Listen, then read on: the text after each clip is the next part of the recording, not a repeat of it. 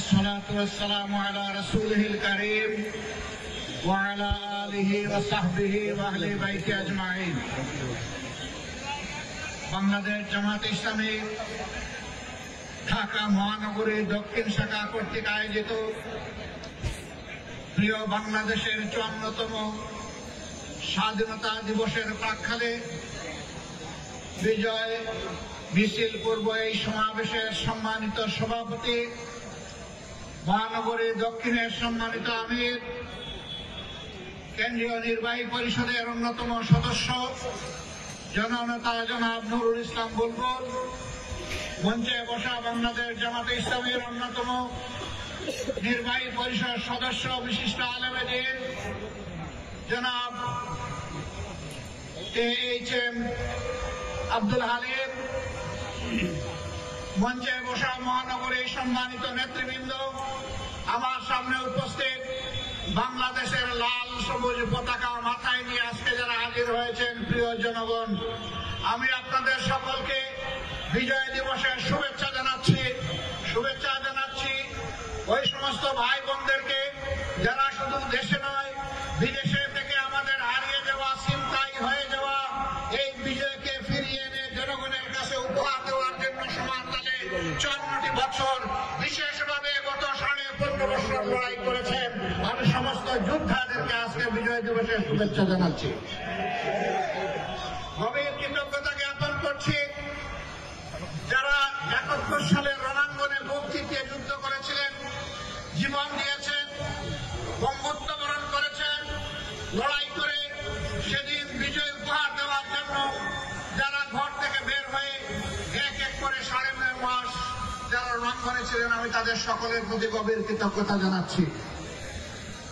আমরা জাতি হিসাবে কৃতজ্ঞ জাতি, কিন্তু একটা দল, বিশেষ করে একটা গোষ্ঠীও না, একটা পরিবার জাতিকে কৃতজ্ঞতা ভুলিয়ে দিয়েছিল। স্বাধীনতার সমস্ত অবদান ক্রেডিট হাইজ্যাক করে একটি পরিবারের সম্পত্তিতে পরিণত করা হয়েছিল।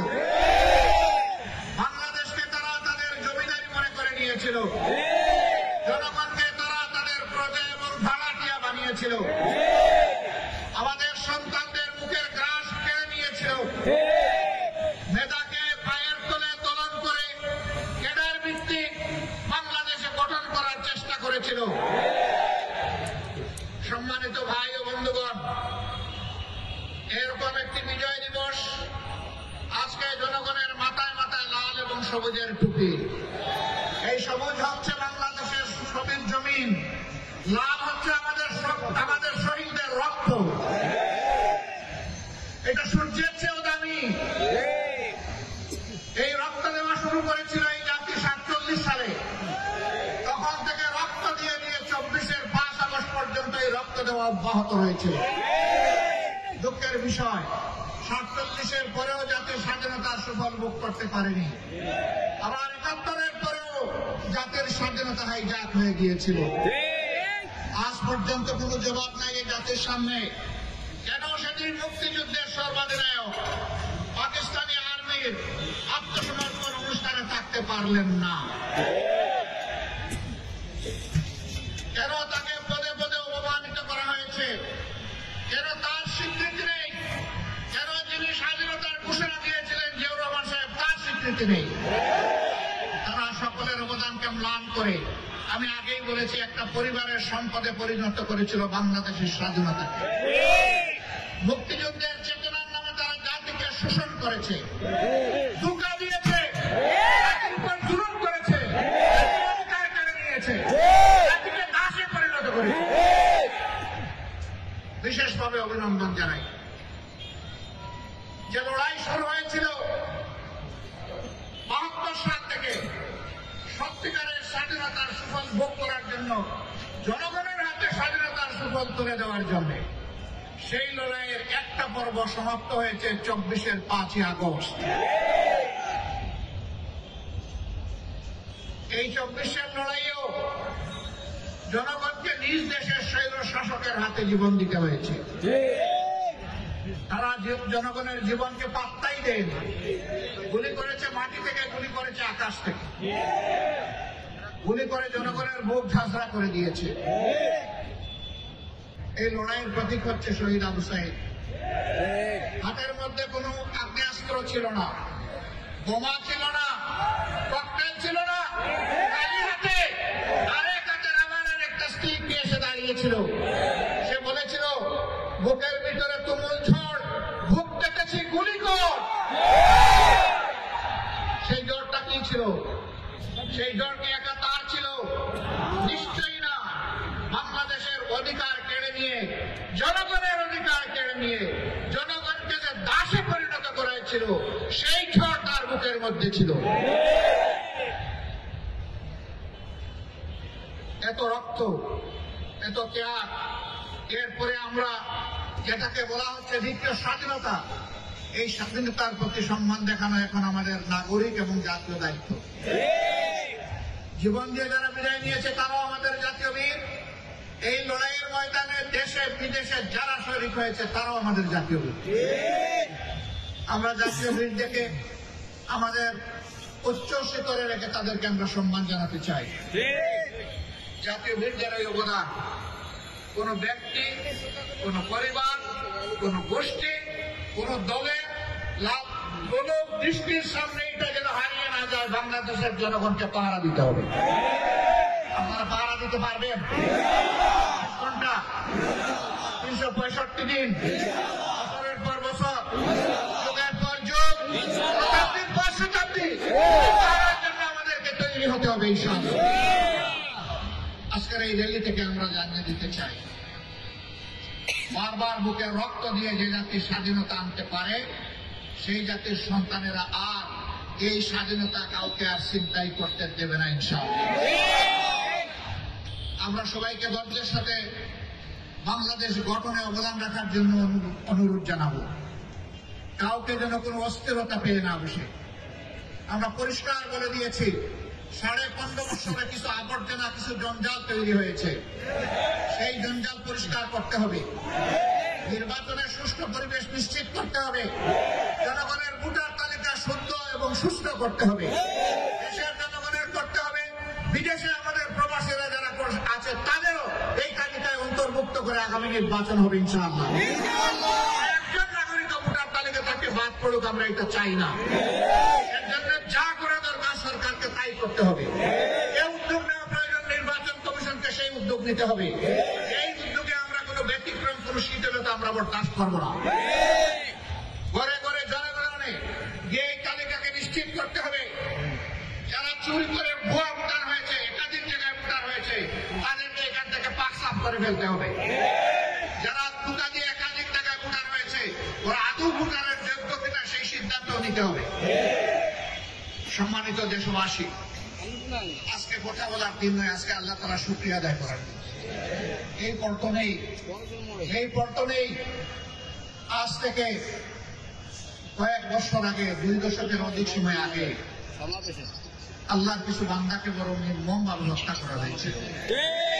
সময় আজকে যেরকম সময় কথা বলছি, এইরকম সময় স্পষ্টাদি বাদুকে 28 অক্টোবর 2006 সাল নিশ্চয়ই জাতীয় স্মৃতি থেকে এটা হারিয়ে যায়।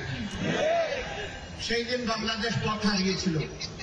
আবার এই বাংলাদেশের পথ খুঁজে পেতে আরো অনেক রক্ত দিতে হয়েছে। কি অপরাধ ছিল আমাদের সেই বন্ধুদের, ভাইদের? তাদের কোন অপরাধের কথা আজ পর্যন্ত কেউ বলতে পারবো না। নিরপরাধ এই মানুষগুলোকে ফেটিয়ে শুধু হত্যাই করা হলো না, তাদের নিতল গ্রহণ করতে তারা লাফালাফি নাচানাচি করেছে। এরা কি মানুষ না পশু? আল্লাহ তাআলার ভাষায় এরা পশুর চাইতে নিকৃষ্ট। আল্লাহ প্রথমে বলছেন বিবেক দিয়েছি, বিবেক অনুযায়ী কাজ করে নাই। আল্লাহ বলছেন এরা পশু। আবার আল্লাহ বলতেছেন আমি পশুকে বিবেক দেই নাই, এদেরকে বিবেক দিয়েছিলাম, এরা পশুর মতো কাজ করেছে, অতএব এরা পশু নয়, তার চাইতেও নিকৃষ্ট। একজন আক্রাসী মাফিয়া মাদারের নির্দেশে সেদিন লগে বইটা নিয়ে তার গুন্ডারা রাস্তায় নেমেছিল। তারাই তার নির্দেশে হত্যা করেছিল। এই মজলুম পরিবারগুলো সেদিন বিচার চেয়েছিল, আদালতে বিচার দায়েরও হয়েছিল। কিন্তু ক্ষমতার গরমে সেই বিচার তারা খেয়ে ফেলেছে। আমরা কথা দিচ্ছি এই বিচার আবার ফিরিয়ে আনা হবে ইনশাআল্লাহ। জমিনে আবার তাদের বিচার হবে ইনশাআল্লাহ। এর পরবর্তী পর্যায়ে শাহবাগীদের দাবিতে যাদেরকে হত্যা করা হয়েছে, খুন করা হয়েছে, তাদেরও বিচার আবার ফিরিয়ে আনা হবে ইনশাআল্লাহ। যে সমস্ত শাহবাগীরা সেদিন বাংলাদেশকে চ্যালেঞ্জ করে পাল্টা সরকার গঠন করেছিল, জনগণ তাদেরও বিচার চায়। এক দেশে দুই সরকার, এক সরকার বসে আছে পার্লামেন্টে, আরেক সরকার বসে আছে শাহবাগে। পার্লামেন্টের সরকারের কথায় জাতীয় পতাকা উঠে না, নামে না। শাহবাগের সরকারের ভুয়া সরকারের কথায় পতাকা উঠে আর নামে। একবার নয়, দুবার নয়, একদিন নয়, দুদিন নয়, এক সপ্তাহ নয়, 2 সপ্তাহ নয়, মাসের পর মাস রাষ্ট্রীয় পৃষ্ঠপোষকতায় সেই সন্ত্রাস চালিয়ে দেওয়া হয়েছে। বাংলাদেশ তুমি সাক্ষী, বিশ্ব তুমি সাক্ষী। আমরা অন্যায়ের কাছে মাথা নত করিনি, আমরা অন্যায়ের কাছে মাথা নত করবো না ইনশাআল্লাহ। আমরা প্রিয় দেশের স্বাধীনতা, সার্বভৌমত্ব কোন আগ্রাসী, কোন হেজিমনিস্টদের কাছে আমরা বিক্রি করবো না, করতে দিব না ইনশাআল্লাহ। যারা বিক্রি করেছিল আজকে তারা পালিয়ে গিয়ে ওখানেই আশ্রয় নিয়েছে। তারা এদেশকে নিজের দেশ মনে করতো না, কারণ এদেশে তাদের বাচ্চা কাচ্চা বসবাস করতো না। তাদের বাচ্চা কাচ্চাকে নীরবে অন্য দেশে পাঠিয়ে দিয়ে এই দেশকে তারা সন্ত্রাস প্রভাবিত করে ত্রাসের মাধ্যমে এই দেশকে তারা শোষণ করেছিল। প্রতিশোধ নিতে এসেছিল। আপনারা জানেন কিসের প্রতিশোধ? আমি জিজ্ঞেস করি, সেদিন আপনার পিতাকে কারা হত্যা করেছিল? যারা 71-এর রণাঙ্গনে ভোট জিতিয়ে যুদ্ধ করেছিল, তাদের হাতে আপনার পিতাকে নিহত হতে কেন? আপনারাই জবাব করছেন। এর জন্য দায়ী কারা? কারা সেদিন বেদপুর যারা ছিল, কারা সেদিন নব্য সৃষ্টি বাংলাদেশকে তলাবিহীন চুরিতে পরিণত করেছিল? কাদের নেতা বলেছিল লাইনে যাদের দিকে তাকাই তারাও ছোট, বামে যাদের দিকে তাকাই ওরাও ছোট, সামনে যাদের দিকে তাকাই ওরাও ছোট, পেছনে যাদের দিকে তাকাই ওরাও ছোট? কাদের নেতা বলেছিলেন, কাদেরকে বলেছিলেন উদ্দেশ্য করে?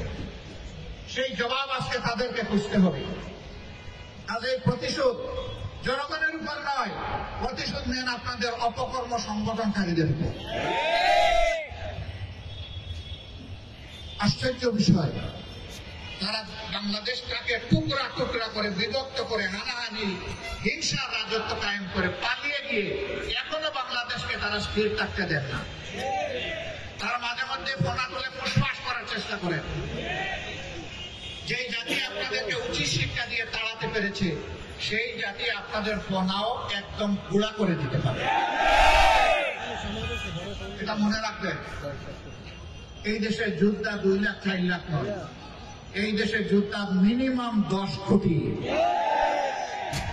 এই 10 কোটি যোদ্ধার 20 কোটি হাত সদা প্রস্তুত ষড়যন্ত্র মুক্ত রুখে দেওয়ার জন্য। আমরা আল্লাহ তাআলার সাহায্য চাই, আমরা যেন অন্যায় এবং অসত্যের বিরুদ্ধে আপোষহীন লড়াই করতে পারি। প্রিয় দেশবাসী, আসুন আমরা আরেকবার অঙ্গীকার করি আজকের এই বিজয় দিবসে আমরা অবশ্যই দেশকে ভালোবাসবো। আমরা কারো তাবেদার বানাতে এই দেশকে দেব না, এবং কেউ তাবেদারি করতে আসলে তাকে আমরা ছাড়ব। এই অঙ্গীকারে আজকের এই বিজয় দিবস উদযাপিত হোক। আরেকবার আপনাদেরকে শুভেচ্ছা, বিজয় দিবসের মোবারকবাদ জানিয়ে দেশে প্রবাসে নিবাসে যারা আছেন সকলের প্রতি কৃতজ্ঞতা জানিয়ে আপনাদের সুস্বাস্থ্য কামনা করে প্রিয় বাংলাদেশ আল্লাহ তাআলা কিয়ামত পর্যন্ত দীর্ঘজীবী করুন সেই দোয়া করে বিদায় নিচ্ছি। আসসালামু আলাইকুম ওয়া রাহমাতুল্লাহি ওয়া বারাকাতুহু।